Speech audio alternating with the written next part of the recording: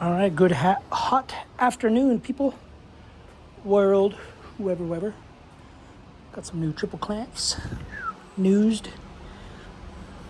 They are off a different model. Anyway, basically they're the same as these triple clamps.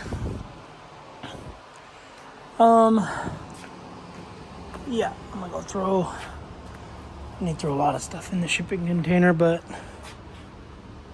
oh boy. I don't know what the kid is doing with these Xboxes. I don't know if he's waiting for me to do something with them. But it stays here. There. This goes with me. Anyway, yeah. Ooh, it's ready. I'm gonna go in the other shipping container, put some stuff away, but I decided to come out. Had to order a new, sorry for the wind if it's windy, but whatever. I decided to come out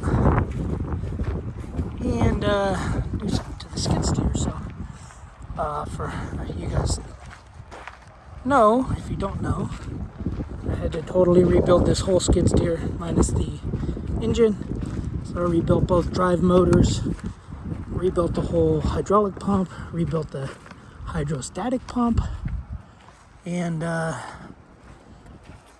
yeah, I never put this stuff on. I never put the pressure back where they recommend it, the hydraulic pressure, and yeah, so I turned it in about 3/4 of a turn, half a turn. I've just been trying to figure out what's leaking, because we got drips coming from there,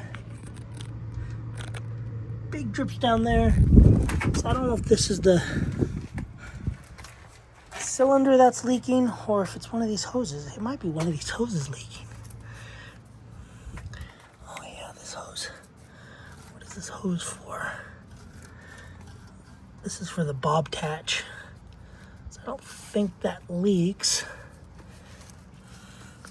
It might be leaking, but something in here is leaking back here. Onto the ground there. Nothing over here. It could be something inside this arm that could be leaking. This leaks with the grapple bucket. But yeah, so I do have rebuild kits for the cylinders, the tilt cylinders, which are these two, and then the lift cylinders, which are those two back there. But so I came in here, noticed it was leaking pretty good. I was losing fluid, like just sitting here parked, and I was like, okay, that don't make sense. But so I popped it open. I had these two diaper things. I had two diaper things there. I had one diaper thing down here, but now I got two of them down there and two here. And I noticed this hose right there was loose. So I don't know if it's loose from me or if it loosened up. I'm assuming it's loose from me because I had to take, this was such a big project, guys. I mean, I took everything off.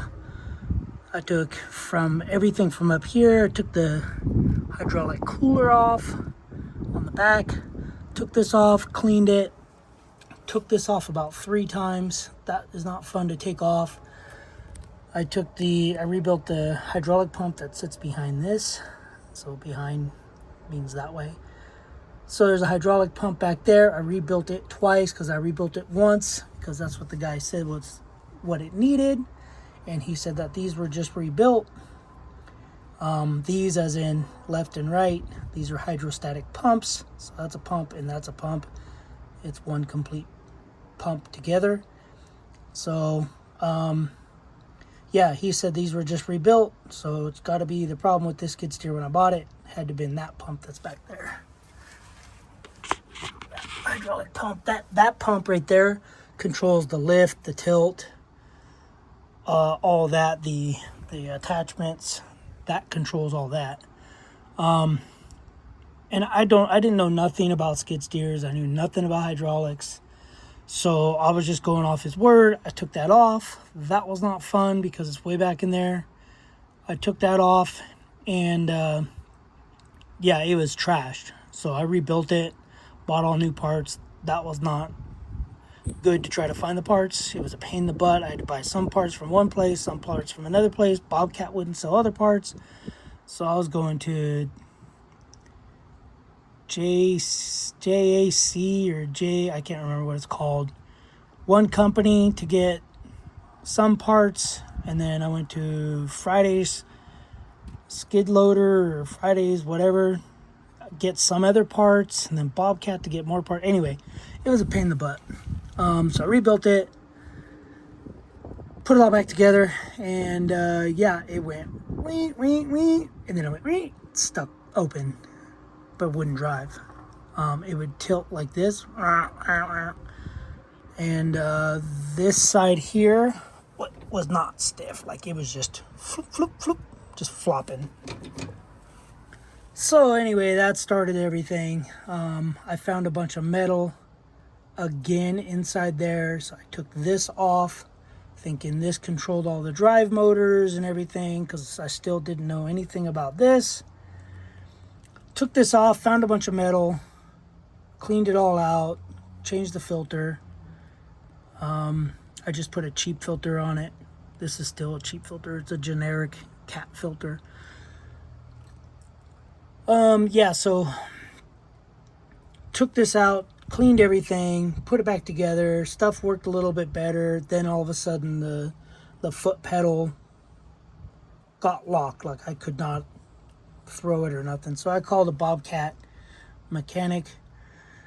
Said, I don't care how much it costs, fix it. I don't care. I don't want to do it. I don't want to bend over in here. I don't want to mess with it. So he said, honestly, I don't have time. I was like, really? For like 15 grand I'm willing to pay you, and you don't want to do it? But anyway, so yeah, he turned it down. And I was willing to pay like 15 grand because that's how much I was thinking of. I had 15 grand saved after the pump was rebuilt. I figured, I could buy attachments. I was going to buy new tracks. And I was going to spend like 15 grand on upgrades, basically. Just attachments, an auger, the stupid grapple bucket, a bigger bucket. Anyway. So he didn't want to touch it. It sat in my yard for about 3 months. And I said, you know what? I started watching tons and tons of videos. Started reading. I probably read 14 different books, and I don't read. Anyway. Now would be a good time to change these. Yeah, so I did all that. I ended up pulling the engine out with the whole hydraulic pump and everything. I tore these hydrostatic pumps off. I tore that hydraulic pump off again. Tore it apart. And sure enough, the copper things, brass things were all eaten up. And I'm just like, whatever. I had to order all the parts again. That was a pain in the butt to find again because I forgot. And I didn't have emails because this is like 3, maybe 5 months later. So start tearing these apart. And this side here was just grenaded. Just brass or bronze, whatever it is, was everywhere. Everywhere inside of there. It looked like just a bunch of gold. Like if you went to a gold mine and in the lake or water right there, clear water, it was just gold. So I started tearing it apart, and I tore this one apart first because this one was clean. So I was like, I'm going to tear this one apart, video it to remind myself how it goes back together, because this side worked. And it was still the brass and bronze, the little plates that, that the pistons slide on. It was still eaten up, but it was all complete.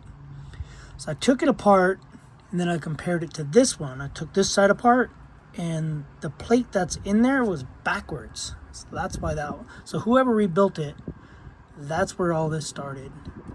So since I did all that, I bought all the parts. It was expensive. It was like I spent $2,000 just rebuilding these three. No, $1,400. I probably spent $3,000 rebuilding these, because it was $700 for the drum with the pistons each. There's the little brass plate, that was $300 each. So 6 plus 14, that's $2,000 right there. Then seals, then bearings, yeah, all kinds of stuff. And then all these parts, I think all these parts for the hydraulic pump was another $700-800. So since I had it all apart, everything was clean. I took every hose off, every line off, every housing, anything to do that ran hydraulics, hydraulic fluid. I took this off. No, I didn't take that off because, never mind. I was thinking I had to take this off because everybody was saying these are hydraulic, but they're not. This one's not hydraulic. This one's belt fed. So it's got a belt, which I probably got to change the fluid in it. This machine has 2,800 hours on it. So I think what happened is they blew a hose and they ran these dry. Because there's a couple new hoses on the drive motors. So with that being said, I had to take the tank out. I took the cooler out. All the lines. It cracked every line, ran fluid through everything, bled all these cylinders.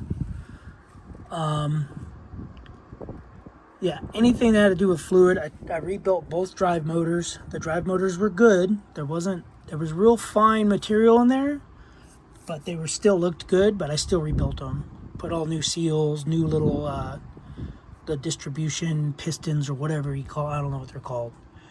I rebuilt those, and then I had to take this back out, which technically I did take it out, cleaned everything. I did a polish and hone basically on all the shafts that go through, the two shafts, spool valves. So I polished those. I ended up getting 2 new spool valves because they were all scratched and chipped. So I bought 2 new spool valves, rebuilt this whole thing, put basically all new solenoids on it, new pressure sensor on it because I had metal in it. The pressure... The main pressure, I don't know if it's a pressure relief valve or what it is, but that's how you adjust your pressure down there. Replaced all that, put it all together, cycled fluid through it, changed the filter. I let the fluid go. I started it for about 10 minutes, changed the filter. Started it for another 10 minutes, changed the filter. I cut both filters open. First filter had some metal in it. The second filter had barely any glitter in it, and so then I put another cheap filter. So it's 3, technically 4 cheap filters. The first filter when I rebuilt the pump, the second filter after I rebuilt everything, third filter, fourth filter, cut all those open. The filter before this had 0 metal in it, like no flakes, nothing in it. So yeah, anyway, it's been a pain in the butt. I don't like working on this thing. So when I had another leak, I noticed it had been leaking because I've been topping off fluid and I've been checking the little ball on the side. And the ball just drops, and then I check under the equipment and I can see, fluid down there on the ground. So I moved it over here on the concrete, trying to get it some shade in the morning, shade in the afternoon, but that's not gonna work. But yeah, so the moral of this whole video is I never adjusted the pressure to peak pressure. I think it's like 2.5 turns in. There's no setting 2.5, 3.5 turns in. You have to do it off of pressure. So when I start and run this thing, I believe cold pressure, high idle, is supposed to be 530 to 570.